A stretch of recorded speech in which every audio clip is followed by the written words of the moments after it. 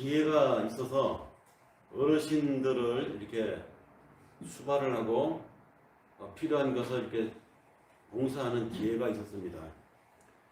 그 시설에 가서 어르신들을 침대에 이제 가정에서 이제 더 이상 지낼 수 없는 형편의 지경이 되니까 뭐 그 시설에 오셨겠죠.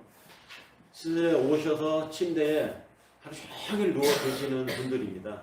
하루 종일 누워 계시다 보니까 무릎 관절이나 엉덩이 관절, 심지어는 이 한쪽 편마비가 오신 분들은 한쪽이 아예 굳어 있어요.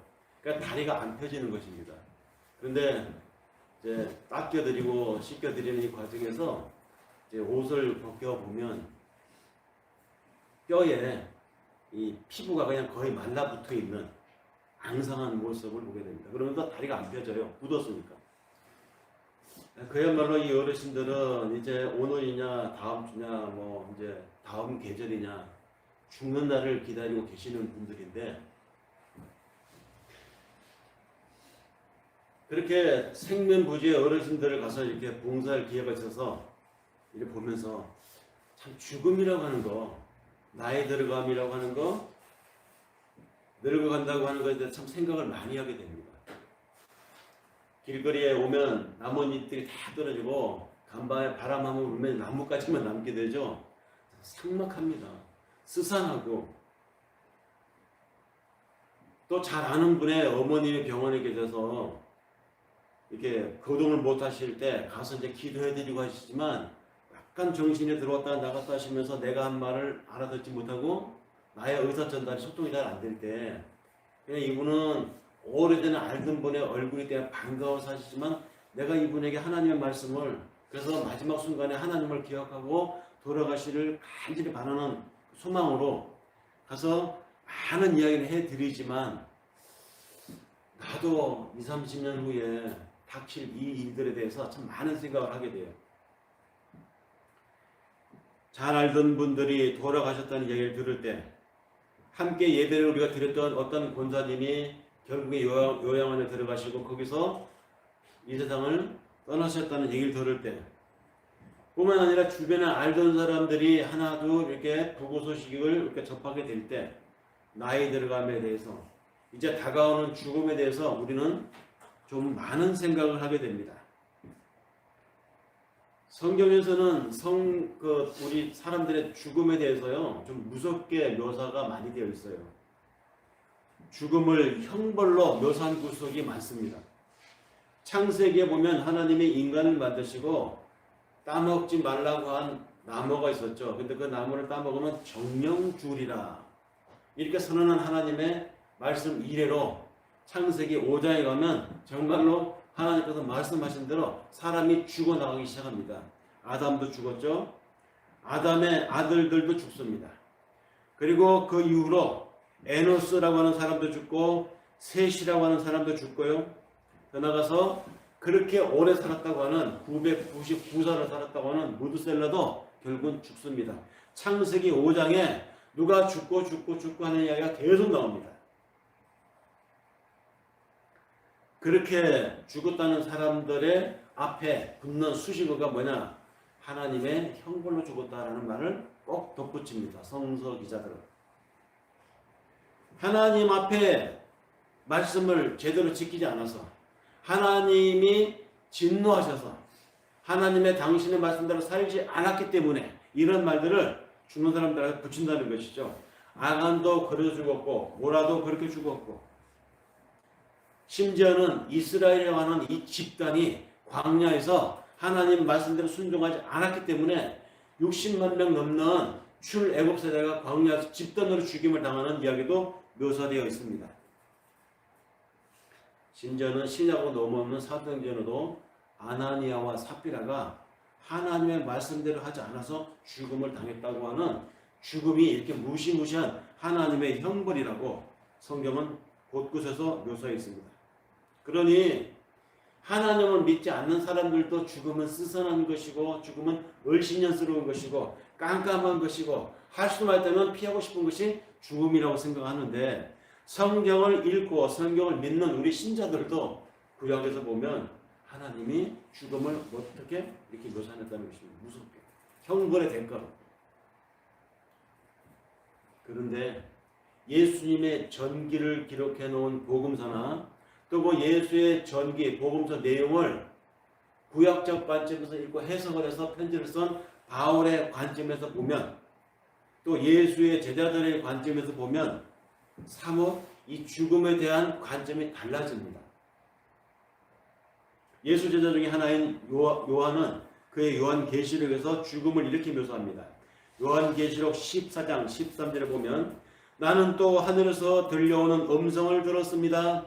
거룩하라, 이제부터 주님 안에서 죽은 자들은 복이 있도다. 이 소리를 들었습니다. 사도 요한의 요한계시록에서 언급한 죽음에 대한 관점입니다. 죽음은 형벌이고 죽음은 그 살아온 삶의 업보라고 생각했던 사람들의 일반적인 인식과는 다르게 사도 요한은 죽음을 복이라고 묘사를 하고 있습니다. 도대체 요한은 예수로부터 어떤 얘기를 들어왔기에, 예수에게서 어떠한 관점으로 세상 바라보는 법을 배웠기에 죽음을 복이라고 했을까요? 예수님 말씀을 확인해 봐야 되겠죠. 예수님도 마태복음 16장 25절에서 이렇게 말한 바가 있습니다. 누구든지 제 목숨을 구원코자 하는 잃을 것이요, 누구든지 나를 위하여 제 목숨을 잃으면 찾으리라. 아마도 사도 요한은 예수님의 이 말씀의 의미를 진하게 깊게 제대로 알았던 것 같습니다. 그래서 그의 계시록에서 죽음은 복이라고 말을 했는지도 모릅니다. 더 나아가서 예수의 이 관점을 구약적 관점, 율법적 관점에서 10분 이해한 바울도 이렇게 말합니다. 그는 한 걸음 더 나가서 고린도전서 15장 31절에서 이렇게 말합니다. 형제들이여, 내가 그리스도 예수 우리 주 안에서 가진 바 너희에게 대한 나의 자랑을 내가 두고 단언을 하는데 나는 날마다 죽노라. 내일의 죽음을 이야기하고 있습니다. 그러니까 죽음이라고 하는 이 사건이 어떤 사람들에게는 무섭고 악한 것이고 피하고 싶은 것이지만, 또 어떤 부류의 사람들에게는 자랑스러운 것이고 좋은 것이며 심지어 더 나아가 복받는 일이다라고 받아들여진다는 것이죠. 로스라고 하는 그 의사가 있습니다. 임사 체험을 한 환자들을 대상으로 임상 그 실험 결과를 가지고 책을 엮어서 만들어내서 유명하신 분입니다. 이분은 죽음에 임박했다가 기적적으로 다시 소생한 사람들, 또는 죽음이라고 하는 그 선고를 받은 사람들 있죠. 예를 들면 뭐 암이라든지 암사기라든지 이제 피할 수 없는 죽음의 날을 받아놓은 사람들이 있습니다. 시한부 인생 6개월짜리 3개월짜리 뭐 1년도 못 산다고 하는 이런 많은 사람들을 임상 그 과정에서 이 사람들은 지금 심정이 어떨까? 만약에 이 사람들이 다시 살아난다면 마음의 태도가 어떻게 바뀔까? 삶의 태도가 어떻게 바뀔까? 등등을 연구한 것이죠. 그래서 죽음이 선고되고 죽음에 도달하는 그 과정에서 그 사람, 해당 당사자의 심리와 인격이 어떻게 변하는가, 삶의 태도가 남아있는 세월, 남아있는 그 시간 동안에 어떤 자세로 바뀌는가를 연구했던 사람입니다. 이 로서 의사가 그런 임상 결과를 가지고 종합을 해가지고 엮어낸 책이 굉장히 유명한 책입니다. 근데 그 책이 나오니까 그 책에서 이 의사가 내린 결론을 가지고 뇌 생리학자, 또 의사들, 심리학자들이 특히 주목해 본 부분이 있었습니다. 이분이 쓴 책에 보면은요, 죽음을 선고받은 사람이 나타내는 단계가 5가지 단계가 있다고 공통적으로 나오더라는 거예요. 단계. 당신이 이제 암사기야. 이제 사는 날이 3개월, 90일도 안 남았어. 이렇게 선고를 받았다고 칩시다. 대개 그런 사람들 상대로 임상시험을 한 거거든요. 그러면 나타나는 반응들이 딱 5단계라는 것이죠. 첫 번째 단계가 뭐냐? 부정한다는 겁니다. 그럴 리 없어. 이 엉터리 의사야. 가짜 의사야. 그러면서 이 병원 저 병원 다른 병원 막 찾아다닌대요. 진짜인가? 그럴 리가 없다고. 내가 이렇게 멀쩡한데 나한테 뭐 3개월밖에 안 남았다니 인정할 수 없다는 것입니다. 근데 여러 병원 다녀보고 검사를 받아보니까 맞거든요. 확인이 되거든요. 그러면 그 다음 2번째 단계가 나온다는 것이죠. 분노한다는 것입니다. 왜? 왜 하필이면 나야? 허구만한 사람 중에 왜 하필이면 나야? 내가 뭐 잘못 살아서? 아니 잘못 살았어도 그렇지. 왜 하필이면 나냐고 분노한다는 것이죠. 그렇게 분노의 시간을 보내다가 그 다음 단계로 넘어가게 되는데요. 그 다음 세 번째 단계는 이제 거래의 단계로 들어간다고 합니다. 어차피 병이라는 것은 이제 확실해졌고 자기가 얼마 살지 못한다는 걸 알게 됐다는 것이죠. 그러면 세 번째 단계로 넘어가는데 거래의 단계. 어떤 거래냐? 내 아들이 결혼할 때까지만 살게 해주세요. 우리 손주 이번에 태어나는데 손주 볼 때까지만 좀 봐주세요. 하나님. 신앙인들이라면 이럴 때 이런 거래를 한다고 합니다. 하나님, 내가 열심히 기도하겠습니다. 죽는 날 3개월 동안 하루도 안 빠지고 새벽기도 나가겠습니다. 살려주십시오. 이런 거래를 한대요. 거래 단계에 넘어가서 그 거래가 실패가 되면 그 다음 단계로 넘어가는데 그 다음 단계가 뭐냐? 이제 포기의 단계로 들어간다고 합니다. 포기의 단계. 아 몰라. 될 대로 되라지. 뭐 어쩌라고. 이 포기의 단계에 들어가게 되면은 심한 우울증이 오게 되고 삶에 대해서 염세적으로 자기 자신에 부정적으로 다 매사 귀찮게 여겨지게 된다고 합니다. 이제 그 단계를 넘어서면 마지막 단계가 오게 되는데 그 마지막 단계가 뭐냐? 수용의 단계라고 합니다. 받아들인다는 것이죠. 어쩌겠어 이제 죽는다고 하는 것은 나에게 닥쳐올 죽음이라고 하는 사건은 이제 불변의 일이고 분명히 닥칠 일이고 이제 얼마 안 남았다는 걸 알게 된다는 것이죠. 받아들인다는 것입니다. 그 마지막 단계가 닿으면 그 마지막 수용의 단계가 되면 죽음을 받아들이는데 이 받아들이는 수용의 단계가 되면 사람이 인격에 갑자기 수직적으로 성숙하게 된대요. 용서하지 못한 사람이 없고 모든 사람에 대해서 이해를 하게 된다는 것입니다. 평소에 자기를 미워했던 사람에 대해서도 그 사람이 오죽하면 그랬겠어 하고 그 사람 입장에서 생각을 하게 되고요. 평소에 자기가 항상 섭섭하게 생각했던 사람에 대해서도 그럴만 했다고 이해를 한다는 것이죠. 그래서 마지막 수용의 단계가 되면은 용서할 것을 용서하고 사랑하지 못한 사람에 대해서 이제 마지막 남아있는 시간 동안에 최선을 다해서 사랑을 해주려고 즉 자기 죽음을 준비한다고 합니다. 그래서 죽음을 받아들이게 되면 그 사람의 인격이 마지막에 가서 급격하게 큰 폭으로 성숙해진다라는 것이 이 로스 의사가 연구한 결과 5가지 단계라는 것이죠.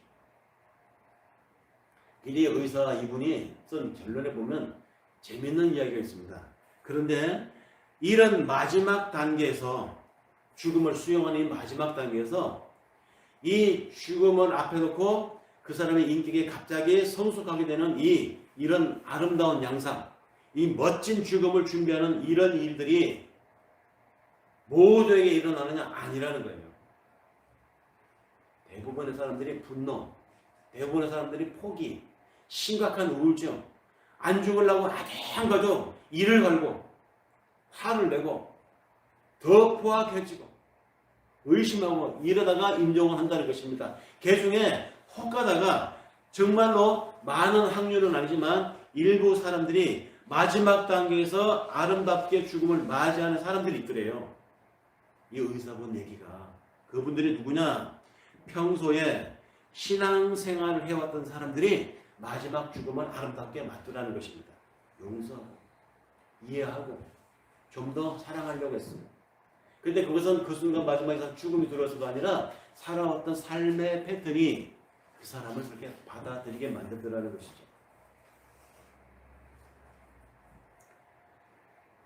자, 이런 이야기에서 죽음이라고 하는 사건은 우리 한 인간이라고 하는 존재가 살아생전에 못다이 이룬 인격의 성숙을 이루는 크라이막스가 아니겠는가, 이런 이야기를 하게 됩니다.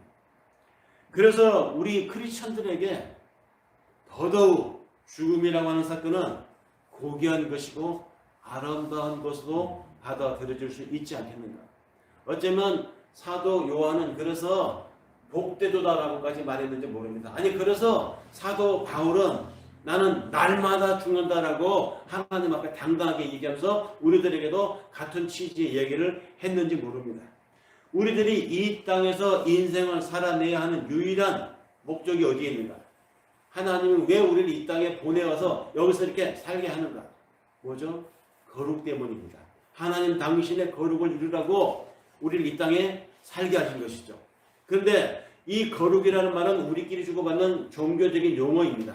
이것은 세속적인 용어로 또는 세상 사람들의 잣대로 바꿔서 이야기하면 뭡니까? 그게 바로 성숙입니다. 성숙한 삶을 배우기 위해서 하나님은 우리를 이 땅에 보냈습니다. 그런데 그 성숙이 어디에서 가장 정점을 이루느냐? 죽음을 앞에 뒀을 때 이루어지더라는 것이 임상학자들, 의사들, 뇌 생리학자들의 공통된 이야기입니다. 하나님은 우리에게 요구하시는 장성한 분량의 성숙이 있습니다. 즉 우리를 당신의 자녀로 부르시고 우리에게 기대하는 바가 있다는 것이죠. 우리에게 원하는 바 뭐냐? 장성한 분량의 성숙입니다. 즉 하나님의 영으로 거룩함이죠. 그래서 이 하나님의 이 마음을 하나님의 우리를 이 땅에 보낸 이 관점을 잘 읽은 사도 바울이 에베소서 4장 13절에서 이렇게 말합니다. 우리가 다 하나님의 아들을 믿는 것과 아는 일에 하나가 되어 온전한 사랑을 이루어 그리스도의 장성한 분량이 충만한 데까지 이루기를 하나님이 원하시는 거예요. 성숙한 자, 이 말을 다른 말로 거룩한 자라고 합니다. 이 말을 성경적 용어로 바꾸면 순종하는 자라고 합니다. 그런데 거룩함이든 순종하는 자든 성숙에 이르는 것이든 이것을 가장 절정에 이루게 하는 것이 뭐냐? 그 과정에서 가장 클라이막스를 이루는 것이 죽음이더라. 그런데 우리는 살아가면서 인생이라고 하는 여정에서 이 똑같은 무수한 많은 이런 죽음의 단계들을 경험하게 됩니다. 삶에 닥치는 크고 작은 아팠던 일들, 우리에게 상처, 생채기로 남아있었던 지나간 시간들의 사건들, 그리고 그 속에 있었던 나의 죄와 나의 악이 어느 날 시간이 지나면 하나님이 나를 이끌어준 어느 단계 와서 돌아보면 그만큼 하나님이 나를 그 사건들을 통해서 그 상처들을 통해서 그 아팠던 과정을 통해서 나를 성숙시켰음을 우리는 고백하게 됩니다. 이게 신앙인들의 관점이죠. 삶에 닥치는 작은 아픔들 그리고 내가 직접 내 마음속에 일어났던 죄, 악 이런 것들을 하나님이 들어서 나를 당신의 거룩한 도구로 만들어 갔다는 것입니다. 당신에게 순종하는 자로 만들어 왔다는 이야기가 바울의 관점입니다. 그러면서 로스 의사가 연구했던 것처럼 하나님이 우리를 5가지 단계로 만들어 가십니다. 성숙시켜 나가십니다. 이를테면 내가 아는 어떤 사람이 다른 사람들 앞에서 내 뒷담화를 막 합니다. 내 흉을, 내 욕을, 내가 말하고 싶지 않은 나의 은밀한 죄를 막 까발리는 거예요.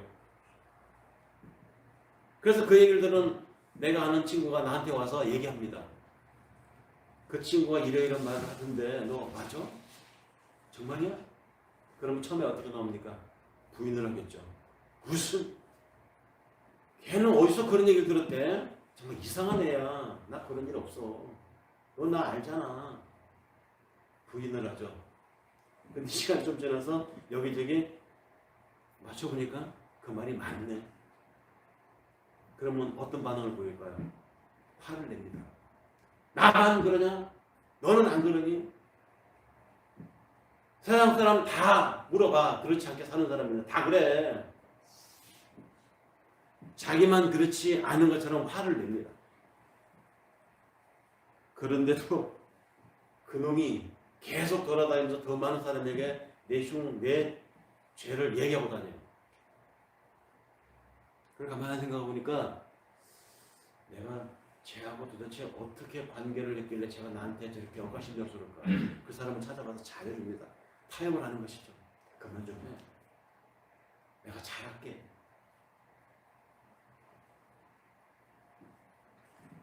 부인의 단계에서 분노 단계에서 넘어가서 타협의 단계. 그런데도 그거 계속 욕을 하고 다니면 그 다음에는 우울해집니다. 세상이 싫어집니다. 사람이 싫어집니다. 자기 자신이 싫어집니다. 우울감에 빠지게 되는 것이죠. 몰라, 됐어. 대대로 되라고 그래. 그러고 다니라고 그래. 뭐 어쩌라고. 근데도 계속 사람들에게서 자신에 대한 지적과 자신에 대한 흠을 이야기 듣게 되면 시간이 지나면서 자기가 깊게 생각하게 되는 것이죠. 성찰하게 됩니다. 내가 어떻게 살아왔길래 남한테 이런 소리 들을까? 내가 분명히 잘못 산 게 맞긴 맞아. 그러면서 자신을 성찰하고 반성을 하면서 그런 똑같은 우를 범하지 않으려고, 그런 죄를 두 번 반복하지 않으려고 태도를 바꾸게 되는 것이죠. 삶의 방식을 바꾸게 되는 것입니다. 이게 성숙입니다. 하나님은 우리를 당신의 거룩한 자로 만들어가기 위해서 자꾸 나의 죄를 덜쳐내요. 나의 흠을 사람들 앞에 까발립니다. 그런 상황을 만들어, 그런 상황으로 몰아갑니다.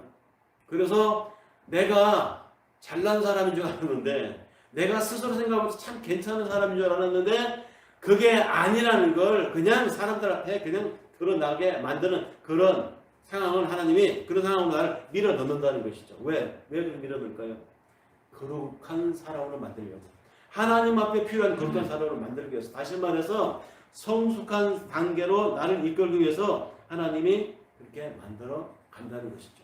물론 우리가 사람이기 때문에 내 잘못을 지적받는 거 받아들이기 힘들어요. 그리고 그런 상황에 놓이는 누구나 부인하고 분노하고 불리하다 싶으면 타협하려고 합니다. 남에게 지적받는 거, 남에게 다 내가 공부받는 거 얼마나 견뎌내기 힘듭니까? 상처받습니다. 정말 힘듭니다. 그럼에도 불구하고 하나님은 나의 성숙을 위해서 나의 흠과 나의 죄, 내 속에 있는 악을 자꾸 드러내게 하십니다. 근데 이런 일을 당할 때, 그런 상황에 내몰릴 때 신앙인이라고 하면 중요한 것이 있습니다. 내가 우리 자신에게 닥친 일로 절망할 만한 일이 있어도, 좌절할 만한 일이 있어도 절망하지 않고 좌절하지 않을 수 있었던 것은 하나님이 이런 나의 죄, 하나님의 이런 나의 상황까지도 나를 성숙시키기 위해서 지금 선용하고 계시구나, 나를 당신의 사람으로 만들어 가시는 분이구나 하는 이 하나님에 대한 신뢰를 절대 놓치면 안 된다는 것입니다. 하나님은 로서 의사가 임사 체험을 한 그 환자들을 통해서 얻어낸 결론과 똑같은 방식으로 우리를 당신의 사람으로 만들어 가세요. 부인, 분노, 거래, 포기, 수용, 이 5가지 단계를 한순간에 일어날 수도 있고 단계적으로 일어날 수도 있을 것입니다. 그렇게 만들어 가십니다. 그러면서 죄는 무서운 것이지만 그 죄에서 나오는 겸손은 하나님 앞에 그렇게 선할 수가 없습니다. 하나님은 어쩌면 바로 그러한 과정으로 나를 만들기 위해서 이 세상의 죄를 허용하시고 어쩌면 내 속에 있는 악까지도 하나님 선용하는지도 모릅니다. 생각 같아서는 저런 악당들은 딱 썰어버리고 선한 사람들만 세상에 살아도 좋겠죠. 하나님이 전지전능하신 분이라면 그렇게 해야 되지 않습니까? 라고 합니다. 근데 저 악당들은 하고 말하는 바로 내 속에 있는 악은 어떻게 할 것인데, 그래서 하나님이 수시로 내 속에 있는 악을 들어서 나를 곤란하게 만듭니다. 나를 칩니다. 그래서 나를 하나님의 사람으로 이 땅에 사는 동안 만들어 간다는 것이죠. 그래서 그렇게 놓여지는 그 상황이 나를 죽이는 것입니다. 그래서 바울이 나는 날마다 죽는다고 말했습니다. 날마다 죽는다. 교만한 마음으로 우리의 허물을 돌아보면 비통하고 걱정스럽고 그참 씁쓸한 일이고 피하고 싶은 일이지만, 회개하고 겸손하게 되면 하나님께 돌아오는 영혼은 그렇게 침착하고 그렇게 평온하고 그렇게 확신에 차게 만들 수가 없습니다. 하나님은 가장 헌신적인 삶을 사는 그런 사람들의 마음에도 항상 선과 악이 함께 있도록 하십니다. 그들 속에 남아있는 그 불완전함이 그들을 겸손하게 만들고 그들을 스스로를 객관적으로 바라보게 하기 위해서 아무리 거룩한 일을 하고 아무리 선한 일을 하는 사람 마음에도 선과 악을 하나님이 두셨다는 것입니다. 하나님의 도구라는 말이죠. 자신의 약점을 깨달아서 하나님께 더 달려가게 만드는 도구, 그것이 우리에게도 있습니다. 내 속에 있습니다. 그러니 하나님 앞에 어쩌면 우리의 죄라고 하는 것, 이것도 유익할 수 있습니다. 바울이 그래서 죄가 깊은 곳에 은혜가 크도다 이런 말을 했는지도 모릅니다. 우리는 내가 도저히 핸들링 할 수 없는 상황에 놓일 때가 있습니다. 고통의 문제에 빠질 때가 있습니다. 내가 도저히 어떻게 할 수 없는 상황. 근데요, 신앙인들은 그 상황, 하나님은 나를 당신의 자녀로 만들어가는 현장이라고 우리가 해석을 해야 돼요. 그런 해석할 수 있는 능력이 우리 속에 있습니다. 또 하나님은 그렇게 만들어 가십니다. 주변에 사랑하는 사람이 죽는 것을 보면서, 또 내가 아끼는 사람이 병에 든 것을 보면서, 내가 너무도 지지했던 사람이 사업에 망하는 것을 보면서 내가 뭐 어떻게 해줄 수가 없잖아요. 내가 대신 알아줄 수도 없고, 내가 그 사람 대신 죽을 수도 없고, 내가 뭐 돈이 많아서 그 사람의 사업 뒷바라지를 해줄 수도 없습니다. 그냥 안타까울 뿐이죠. 내 힘으로 어떻게 해볼 수 없는 그런 어려운 일들이 우리 살면서 경험하게 됩니다. 닥치게 됩니다. 우리는 그 상황에서 내가 아무것도 할 수 없다는 것 때문에 발만 동동 구르고 안타까워하죠. 그리고 고통스럽습니다. 그런데 그런 데서 오늘 중요한 것을 빠뜨리면 안 됩니다. 중요한 것 뭐냐? 그 무기력감의 많은 부분들이, 그 안타까움의 많은 부분들이 우리 인간의 교만 때문에 나왔다는 사실, 이것을 빠뜨리면 안 돼요. 내가 돈이 많았으면 도와줄 수 있을 텐데, 내가 조금만 더 열심히 학더라면 저가 그런 상황을 안 당했을 텐데, 정말 그랬을까요? 내가 돈이 많으면 얼마나 많아야 되겠습니까? 내가 모든 걸 알면 얼마나 많이 알겠습니까? 내가 모든 것을 다 서치해서 다 커버할 수 있다면 얼마나 능력이 많으면 그렇게 할 수 있겠어요? 그건 불가능한 얘기입니다. 그런 안타까운 마음은 그 우리가 다 그런 일이 아니었다면 그런 일이 일어나지 않았을 텐데라고 하는 가능성에 기대를 두기 때문입니다. 그러니까 그것을 가리켜서 그 무기력감의 많은 부분이 인간의 교만 때문에 나왔다고 하는 성경 지적들이 바로 그런 이야기입니다. 우리 사람들은 자기 삶의 상황을 스스로 조정할 수 있다고 생각을 해요. 또 자신은 그럴 만한 능력과 그럴 만한 재주가 있다고 생각을 하며 산다는 것입니다. 그런데 어떤 상황이 닥쳐서 내가 컨트롤할 수 없는 상황이 닥치면 그제서야 깨닫게 된다는 것이죠. 그런 생각들이 다 착각이었다는 것, 오만이었다는 것. 하나님은 그 착각에서 깨라고 우리에게 때로는 내가 감당할 수 없는 상황을 우리에게 주시기도 합니다. 바로 그것이 죽음입니다. 작은 죽음들.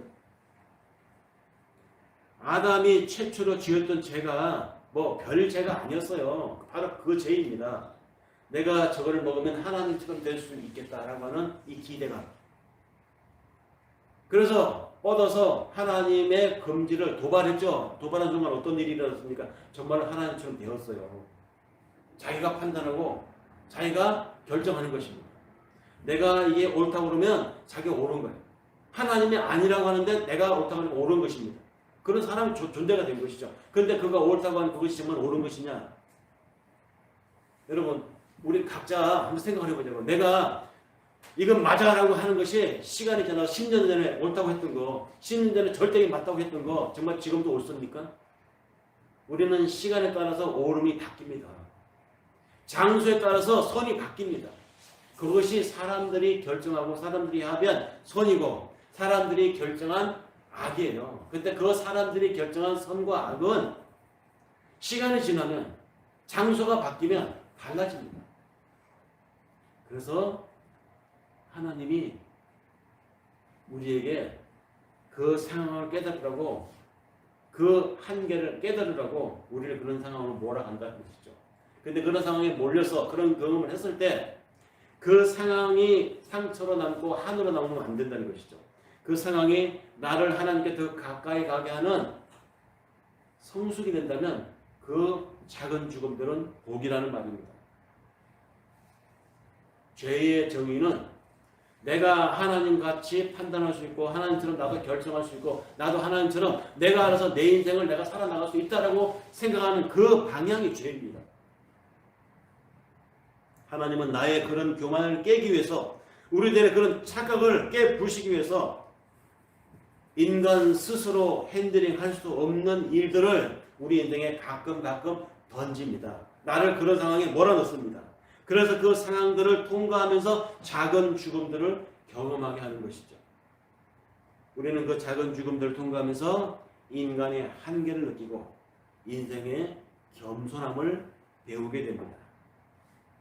그럼에도 불구하고 오늘을 살아가는 이 땅에 많은 사람들, 저를 포함해서 우리 각자는 여전히 우리 속에 이 이기적인 내가 알아서 하겠다고, 이것은 내 거라고, 내 인생은 내가 알아서 산다고 하는 나의 이 이기, 방향이 여전히 존재하고 있습니다. 어쩔 수 없어요. 인간이. 아담 이래로 죄의 속성을 갖고 있는 우리 인간이기 때문에 이건 그냥 상수입니다. 그냥 몸속에 디폴트로 그냥 내재되어 있는 것입니다. 그래서 하나님이 그런 우리를, 하나님이 당신의 방법으로 깨는 것이 뭐냐? 나하고는 아무 관계가 없는 어떤 일들을, 나하고는 아무 관련이 없는 어떤 사안을 한 분을 택해서 그분의 어깨에 책임과 의무를 다 지워버렸습니다. 그리고 그가 짊어지고 간 그 일로 인해서, 그가 감당한 그 일로 인해서 다 사해 주겠다. 그것이 바로 뭐냐? 십자가입니다. 그 일을 감당하신 분이 예수께서 하신 일입니다. 그래서 예수의 삶이라고 하는 것, 예수가 남긴 십자가 형적이라고 하는 것은 성숙의 최고봉이다.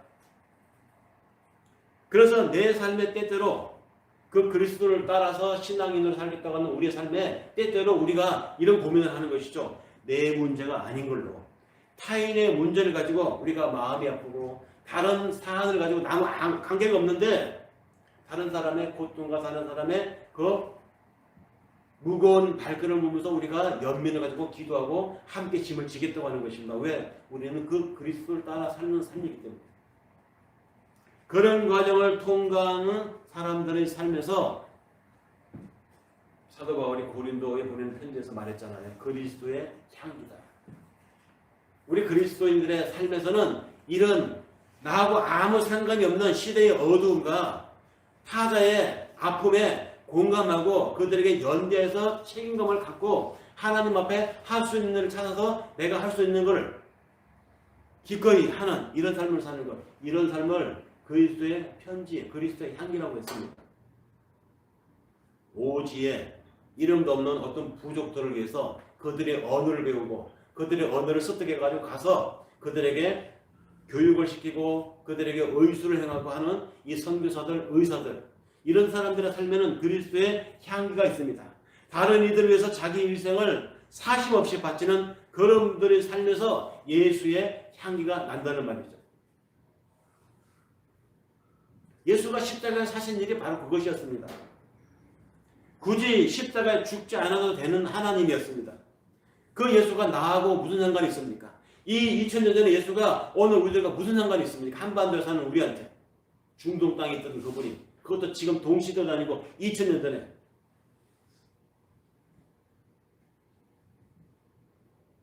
그렇게 죽지 않아도 될 뿐이었고 굳이 십자가를 지지 않아도 되는 분이었는데 자기를 향한 원수의 죄까지 짊어지고 그 십자가 위에서 내가 이제 다 이루었다. 이 말은 내가 이제 너희 어쩔 수 없는 여전히 이기적인 유전자 인자를 가지고 있는 오늘 나 여러분들 위해서 내가 다 책임졌다 그 말입니다. 내가 다 책임지겠다. 분연히 나서서 십자가를 지고 가셨던 그분, 그분을 믿는 우리, 그분의 길을 따르는 우리 크리스찬, 그러니 우리도 그 일들을 통해서 더 예수를 알고 더 하나님의 마음을 배우며 이 땅에서 성숙되어져 가는 것, 이것이 날마다 죽는 죽음입니다. 매일의 죽음입니다. 그리고 날마다 새로 살아나는 것이죠. 신앙인들은 이런 작은 죽음을 통해서 점차 하나님의 거룩한 사람으로, 즉 성숙한 인격으로 만들어져 갑니다. 이 작은 죽음들이, 이 상처들이 어떤 이들에게는 한으로 남아서 인생을 더 삐뚤어지게 만들고 세상을 더 그하게 보는 시각을 갖게 되는 반면에, 그런 상처와 그런 아픔의 편린들이 어떤 이들에게는 축복이 되고 성숙으로 나가는 지혜가 될 수 있습니다. 우리는 내가 많이 당했으니 당한 만큼 갚아주려고 하는 악당이 되어야 되겠습니까? 아니면 그 일로 통해서 내가 더 깊은 인생의 체험을 느꼈기에 하나님 앞에 더 성숙한 사람이 되어야 되겠습니까? 이게 구분이 잘 안 돼요. 일반 사람들한테. 세상 사람들한테 구분이 잘 안 됩니다. 그래서 지혜가 필요한 거예요. 그 지혜를 성경은 뭐라고 하느냐? 잠언서에 보면 지혜를 가리키는데, 지혜가 세상을 만들었고 이 지혜가 세상을 창조할 때 하나님과 함께 있었다고 합니다. 이 지혜를 얻으라, 지혜를 구하라 얘기합니다. 잠언서 내용이, 그 잠언서 내용이 말하는 지혜, 그 지혜가 누굽니까? 예수 그리스도를 얘기합니다. 육신으로 입고 이 땅에 오기 전에 유대인들에게 구약에서 이미 지혜로 존재하셨다는 것이죠. 우리가 내 살아온 삶의 여러 가지 힘든 일들을 통해서 내가 하나님의 사람을 거듭나기 위해서는 이 지혜를 붙잡아야 된다는 것이죠. 예수 그리스도. 그래서 그 예수가 누구이고 그 예수가 어떤 일을 하고 갔고 어떻게 살아갔는가, 그 지혜, 예수를 배우라는 것입니다. 그래서 히브리서 기자는 그의 편지에서 이렇게 말합니다. 히브리서 5장 8절 9절에 그는 하나님의 아들이었지만 고난당함으로써 복종을 배우셨습니다. 그리고 완전하게 되신 뒤에 자기에게 복종하는 모든 사람에게 영원히 구원의 근거가 되셨습니다. 봐, 내가 이렇게 살고 내가 이렇게 이루고 내가 이렇게 완성하고 간다. 너희들도 이렇게 할 수 있어. 내가 가서 너희의 거처를 마련할 거야. 너희의 거처. 내가 그 할 거처를 내가 마련할 테니까 너희 기다려. 자연인 인간으로서는 예수님 하는 게 불가능합니다. 흉내도 못 내요. 어디 뭐 십자가 어디 있어? 그 지고 가라고 그러면 내가 미쳤어? 저 사람 나하고 무슨 상관이라고 이렇게 반응하는 것이 자연인 인간입니다. 그런데 하나님께서 하라고 하면 할 힘이 우리에게 나요. 어떻게 합니까? 부활하신 예수가 하늘 보좌에 계시면서 동시에 우리 안에 내주하고 계시거든요.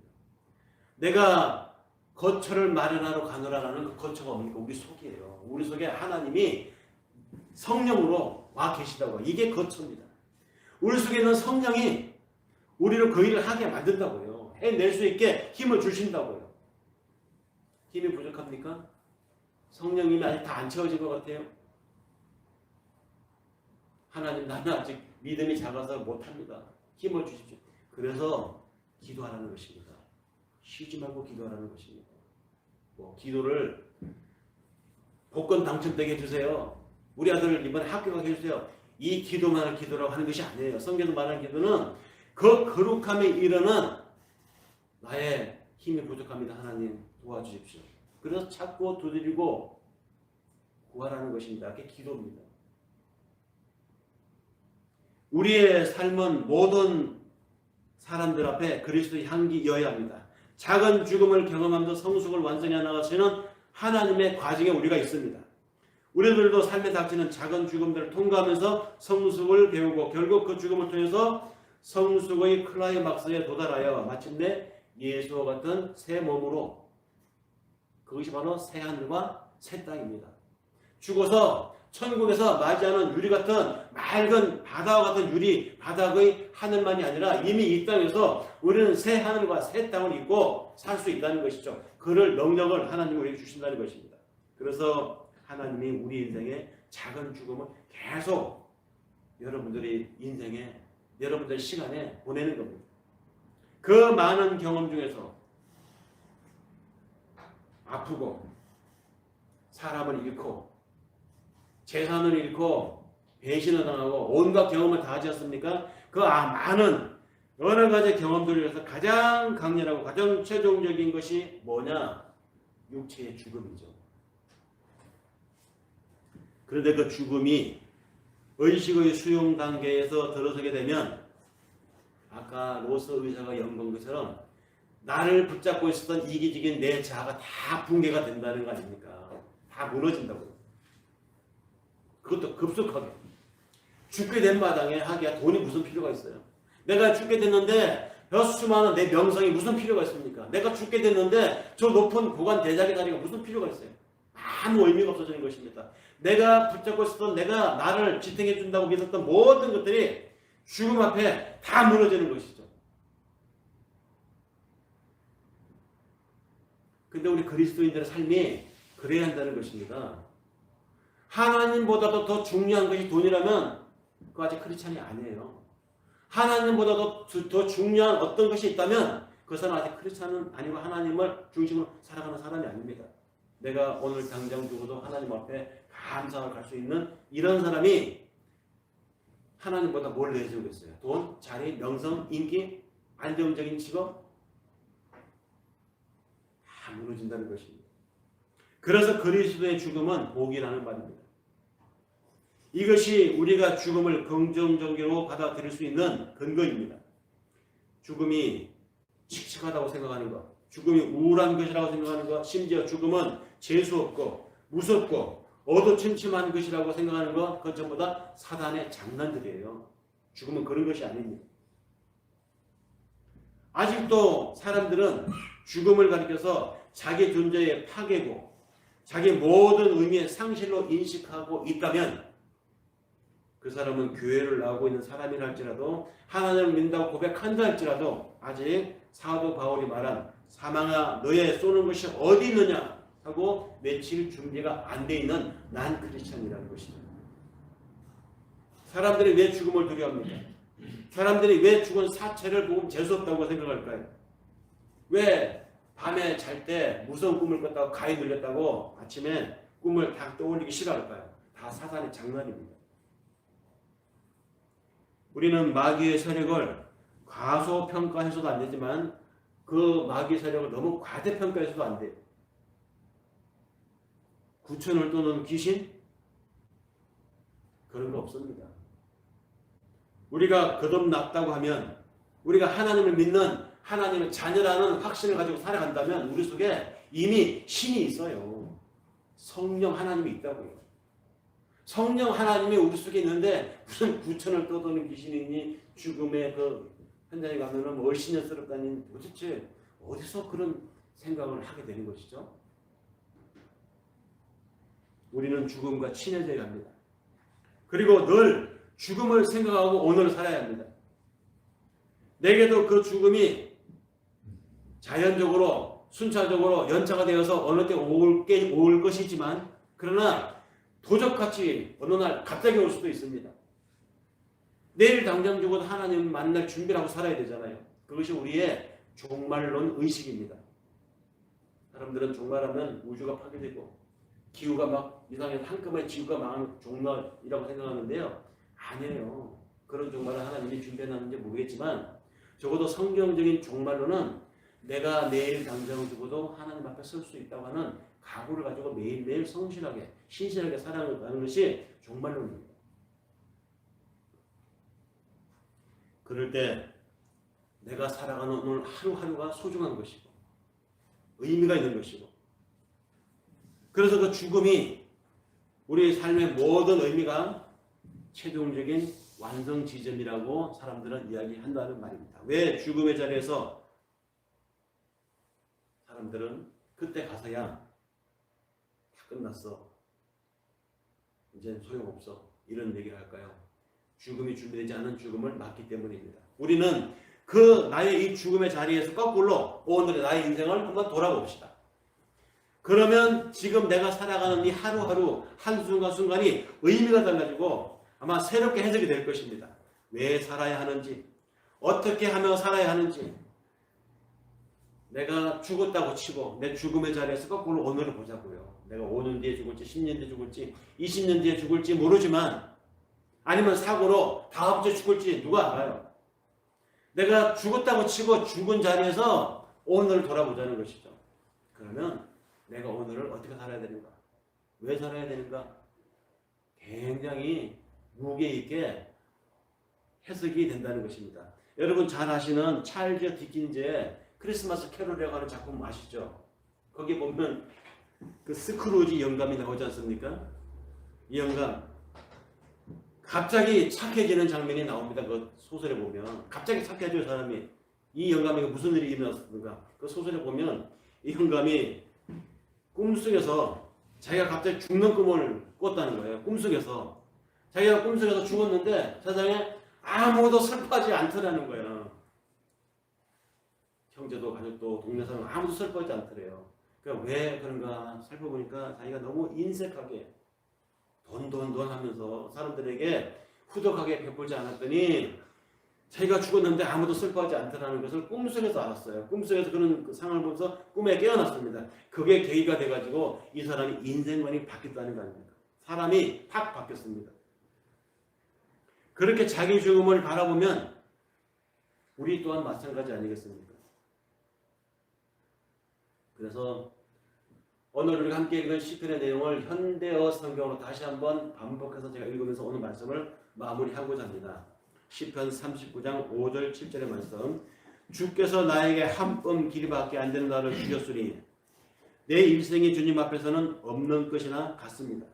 진실로 모든 것은 헛되고 살아있는 사람일지라도 한낱 입김에 지나지 않으니 걸어다닌다고는 하지만 그 한평생이 실로 하늘하기 그림자일 뿐 재산을 늘리는 일조차도 다 허망하니 장차 그것을 거두어들일 사람이 누구일지 아무도 모를 일입니다. 그러니 주님, 이제 내가 무엇을 바라겠습니까?